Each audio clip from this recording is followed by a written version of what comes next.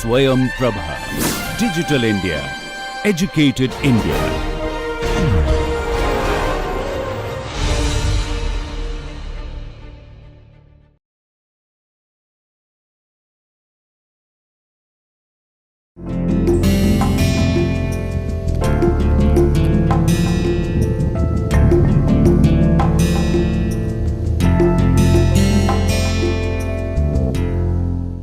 Hello, I am Jayantu Chatterjee from IIT Kanpur. We are discussing management of new products, new services, and today we are returning to the domain where we started in our initial lectures, the domain of startups, high velocity, high technology startups, consumer product startups, industrial product startups, and new product development challenges in a startup, in a small organization.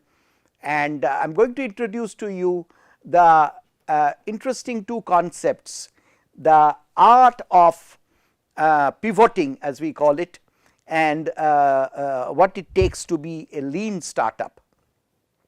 So fundamentally, this graphics borrowed from the lectures and of Al Ries, who actually wrote that book called The Lean Startup. This actually shows that fundamentally what we are looking at is deep understanding of customer,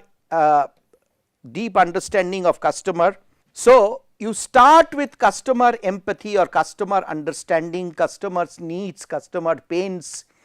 We have discussed this actually in great detail in several earlier sessions, that you do not start with this eureka fantastic idea. So actually, and then go in search of customers. In the lean startup, we say no, start with customers, understand customers' pains, see what gains can you offer in resolving that pain with respect to your competitors, and from there you develop your whole idea, the idea, the solution. And the word solution is also highlighted, because if you remember when we discussed the chasm and the product life cycle and the gaps that occur, the understanding that you must have the whole solution thought of as a part of your overall roadmap, so that you may introduce a product, but at the end you must understand that the customer does not buy a product or service, the customer is looking for a solution to a pain. Therefore, that solution approach is extremely important. So from the customer to the solution, and not lab developed solution and then search of the customer. This is a key point. And then this process of taking it to the customer, understanding, product development, to make it finally happen, we go through this loops. This is why it is shown, it is not a linear path, it is actually loops. And here you see we have also drawn that you actually go back and you will actually go forward. So between the idea launch and we have this series of lean experiments, as we call them, which finally goes to this is the commercial launch. So you see this is slightly or in some ways quite different from the stage gate method that we discussed, that is suitable for incremental innovations and quite important for large organizations to manage some bit of system in nurturing large number of innovative ideas. But here within a small company, within a startup, and as we discussed, even large companies often behave as a cluster of small companies to make this process happen. So this iterative going backward and forward, creating number of loops, feedback loops from the customer to the solution to the lean experiment, then again going back to the customer, again going forward. This process is driven by design thinking and many other new methodologies. Fundamentally, it means deeply involving the customer, deeply understanding the customer and creating ideas based on that, and testing the validity of your developments continuously with the customers, back and forth. And so, the more time you spend, it may appear to be kind of tedious sometimes, but remember I showed in a previous diagram that if you actually spend at this stage some more time, your actual money invested, cost incurred is nothing compared to the cost that you will incur, almost exponentially going up in stage 4 and stage 5 when you are actually gone into the market launch phase. So, better it is that you do several iterations at these 3 stages rather than actually coming back from the market and doing a major rework after the commercial launch has happened. So, what are the 2 concepts here? A lean startup. A startup means it is a temporary organization formed in search of a repeatable and scalable business model, right.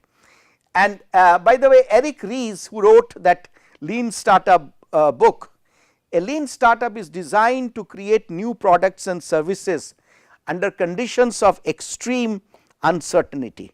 This extreme uncertainty is the key word, which is the state in which we are today. In 21st century, even at this stage, we are seeing high velocity in almost all fields in terms of new product introduction. So, there are many people competing at breakneck speed to get to the marketplace with more concrete, worked out, better solutions, better roadmaps. So, therefore, this lean methodology becomes very important because it is aimed at responding to this extreme uncertainty.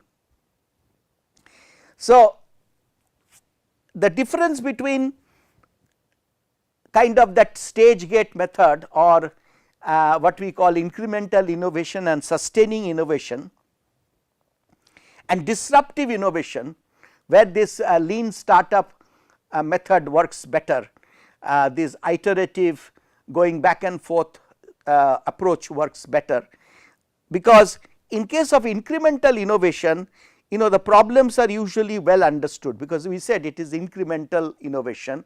So, which means it is you are already doing some augmentation of something that you are currently doing. Even if it is actually a new model, it is based on what you have been doing or in the business that you have been in. So, it is actually, this is a very key word, because you are therefore looking at new revenues or new customers coming in from the existing market. So, these are innovation which are looking at improving performances, lower cost, often a big driver here, and incremental changes. Customer, the market here is much more predictable, because we have more ideas about this particular market, and traditional business methods are sufficient. As opposed to this, the market that the other market is not sailing on calm waters, but actually surfing on waves. So, that is the world of disruptive innovation, where the problem is not very well understood, the market is quite new, and the innovation is dramatic and can dramatically change, and customer does not really know, the market is unpredictable, and traditional business methods will fail. A very important point is that a market which is now looking like this, right, you can make it to behave like this. Look at the mobile telephony service market in India, where in the last 12 months or 18 months, we have seen a dramatic change happening, major challenges being offered by introducing new technologies and new business models, new way of pricing, and new priorities set between voice and data. So, just about 18 months back, most of the mobile companies were making most of their money from voice billing, and today voice is being offered, unlimited calls are being offered free, and the focus is how to persuade the customer to consume more and more of data by downloading songs, movies, listening to music or news on the go, watching films on the phone or on the laptop. So, data consumption is, and this is something people talked about around 2000, that in future someday the data will be the king and voice can be offered free, but it did not happen till 2016, and in 2016-17 it happened and changed the entire market complexion. So, even in a calm market, by certain strategic actions you can create this situation of waves, you can create this situation of disruption. So, disruption can be sometimes created deliberately. If you are well prepared for it, then you will actually be the gainer. And of course, as we are seeing in the market, that while one operator created the disruption, the other people are also capable, they are responding to it, and let us see where it goes. But ultimately one thing is good, that it is the customer who is gaining, customer who is becoming now more powerful in demanding facilities. This is another way of presenting that same set of issues, that in one case, in one kind of new products, new introductions, we are trying to optimize. So, therefore, the focus here is on known market, and therefore, this is few unknowns and low risk. And at the other end, we have a high risk, but high gain type of situation, where actually there are lot of unknowns. So, the stage gate methodology is valid for this type of new product development situation, and this pivoting lean startup methodology is valid for this kind of situation. So, different strokes for different folks, or as they say, horses for courses. So, depending on the game you are in, you have to decide what kind of new product development, new service development strategy you need to promote. Okay. Let us put some structure to this lean startup methodology, that and I will give some major steps that you can follow. Take an idea that you have, right, something brilliant that you have observed. Now, remember, this is not an idea that you suddenly got one day while waking up in the morning. This is some idea that has come to you by observing pain of customers, maybe even your own pain in availing a particular solution, be it making a phone call, or being downloading some data, or creating some, or even going to the market for your daily needs, whatever, or trying to book a restaurant for your family to go out, or booking a ticket, or whatever, it must come from some problem sensing by the customer, it must come from pain. So, identify some valid and sustaining pain, and remember, I had discussed in an earlier stage that if you can find, if you can sense a latent pain, that means pain which has not been very strongly articulated, which will be known to all competitors, but some pain which is people accept, but they really would like something to liberate them from that pain. If you can sense that, then that is fantastic. That idea, you document that idea, take 5 minutes, which means if you have sensed it well, if you have thought about it, you won't take more time. Okay? And post 3 sticky notes on a poster paper, and this is your idea. So, document your idea and highlight in this 3 sticky notes customer who is experiencing the problem, or I would say the pain. Who is experiencing the pain? Then problem. What is that problem? What is that problem? And as I have mentioned, that it is only when you have a gain that you are offering in response to a problem, you will have a winning new product, and that is your solution. What is your solution and how it is offering a set of gains over and above the current range of solution. Okay? So, write these 3 things down, do not take more than 5 minutes to do that.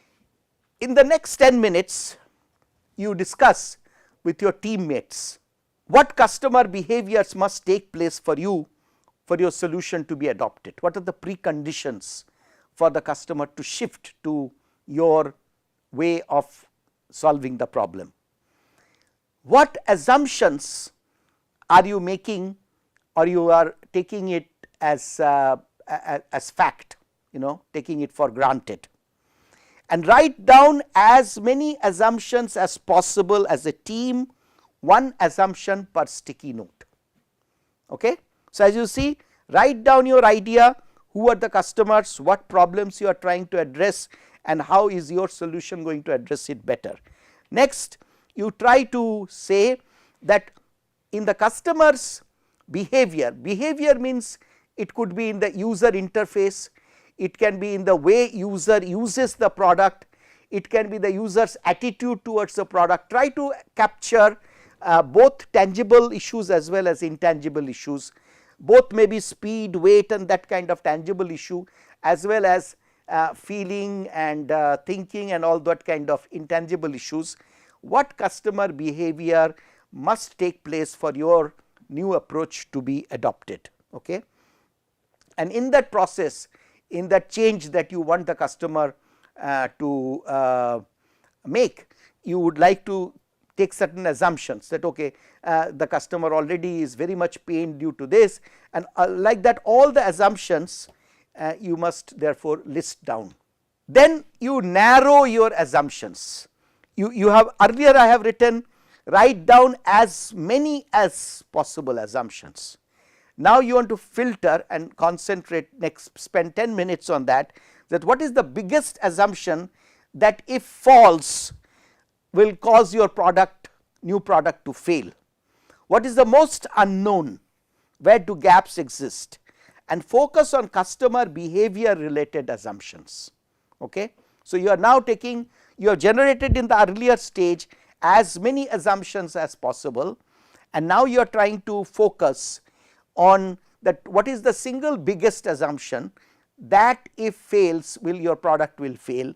What assumptions you are taking, that what is the most unknown in all of this, where is the maximum gap, and focus on the customer behavior related assumptions. Then is the come that if this is not true, we are out of business. This is the riskiest assumption.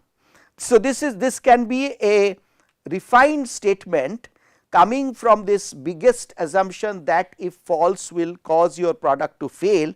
Now, you might try to crisply state that if this is not true, we are out of business, and place a single sticky note of your riskiest assumption on your poster. So, that means that is your core new product, new service development challenge. And remember, again I will emphasize that you must, whenever you are thinking, do not think only of the product, think about the platform, think about the portfolio, think about going from product to the whole solution. So, that thinking of the whole solution, the portfolio, the platform must respond to this central challenge. Okay. So, you have identified this central challenge. Then you try to see, okay, what can I do to reduce that risk? What are the different other things where actually I can create a little bit more certainty, right. Now, the interesting point here is, as I am saying, telling you this, that do this, you will never actually truly appreciate. It is like, learning to cycle or swim. Until unless you get into the water, you will never learn to swim. So, what I will highly encourage is you actually take up an idea, some business idea that you have, and you try to do these steps and get back to us, write in the forum that what you tried and what failed, give a snapshot of these sticky notes that you have created and ask us questions. Then this process will become much more interesting. Okay. So, at this stage what we say, this is we call protocept, something like prototype, but this is a conceptual prototype. So, that single biggest problem that you have identified, with the, if that is not true, your business will fail. Now, you see how to reduce the risk associated with that particular challenge by reducing the investment needed, what kind of certainty you can create, what kind of technologies from outside you can try to bring, what modules you can use which are already existing in the and that becomes a subsystem in your overall system, and so on. So, also here you should try to certain things you might have made a conjecture or you have made some assumption, try to find facts in proving or disproving your assumptions. Main point here is that you might have had earlier some insight, but now try to get as much data as possible, so that your insight and data together becomes your output. So, what did I learn from the customer and what behavior did I measure, and then try to develop some insight from that interaction between your sketch or your early idea and discussion with the customer, try to interpret it. What we say here is that some hypothesis or some sketch, it could be as there is a very powerful book or back of the napkin, that means it can be just on a single page, some drawing, some idea and some description of what is your product going to do, and then you test it with some actual customers, target customer, and see what their responses are, and that will give you some idea that was there any surprise the way they reacted, did they give some very important insight, how painful is the problem, does it exist at all. Like for example, I have given to you one example, it is a very simple example, indoor clothes dryer. You have this racks, folding racks which you put out in the sun, on which you hang all these clothes to dry, very popular in most of the tropical countries. Now, imagine in countries like Scandinavia or Nordic countries, where there is most of the time there is no sun, right, and you still need to dry, even if you are using a washing machine and a dryer which is the mechanical dryer, even after that the clothes are usually a little moist. So, you need to put them for drying, and there is no sun. So, usually you use some kind of clothes rack where you hang them, and often actually small items you may not actually every day run the washing machine. So, some small items like innerwear and other small items, particularly in places where there are babies. So, indoor clothes dryer. Now, good concept, sounds that it will be appealing, but or even in a place like India, there are many parts of India where it rains for a long number of days, long stretch of time. So, at that stage you can't put out the clothes outside, and so you need to do it inside. Now, if you put it under the fan inside your house and every day use it, then there will be fungal growth on your in your room. So, you need to solve this problem, that how can I dry clothes on a rack during the rainy season indoor. What needs to be done? What are the items that should be? Obviously, if you think through this, then you will come up with some solution. I am sure you will come up with some solution.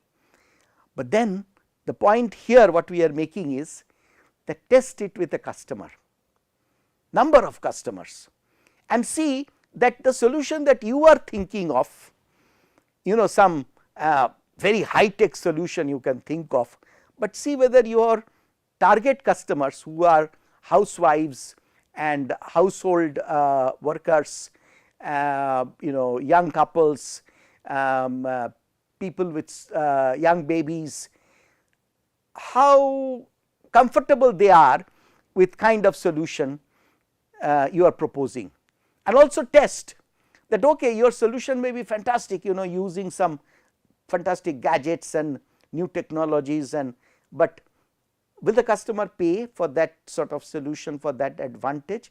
All these you need to check it out, okay, and see that what kind of surprises you get, and what are the different, you may get some good suggestions from the customer at this stage, okay. And this is what we call the art of the pivot, that a significant change in direction based on new customer insights where the vision remains the same. Like for example, there is a fantastic example that somebody was trying to develop a phone based app to help the diabetics to maintain healthy eating habit, right. But in talking to the customers and understanding the circumstances, they realized that family members often care more than patients about maintaining healthy habits in case of diabetics. In fact, the diabetics actually have a strong inner compulsion to cheat, and the household the family members have to keep a watch. So, then this app developer actually pivoted. This is what we call pivoting. Pivoting means your main value proposition remains the same, this is your, but then instead of here you slightly tilt. So, this is pivot, right. So, you are pivoting around this point. This approach is, that means you are not losing your focus, it is just that you are repositioning your value proposition, and usually in terms of the core customer that being addressed, okay. And if you see, if you search on the net, you will find that there are many products which are today brilliantly successful, originally was conceived for something else altogether. Somebody was trying to develop a just a simple photo sharing app, and from that developed Facebook, which is today a major social media platform, which is not only doing photo sharing, but it is doing so many things. Now, they have been able to achieve this because as they launched initially the photo sharing, they saw okay, customer would also like to do this, customer will very much appreciate if this is there, and they kept on adding those items, and therefore, the central focus has shifted from photo sharing to life experience sharing, creating a community of friends and relatives, near and dear ones, and today by including in that you can directly see something interesting happening in your friend's life, and from there itself you can make a call. And all these are actually examples that staying focused on your customer, you are actually moving the focus of your business in terms of products and services, tilting in directions, and maybe even creating a whole profile of tilts, and that is what we call this, just as in this case, pivot to app for family members instead of diabetics.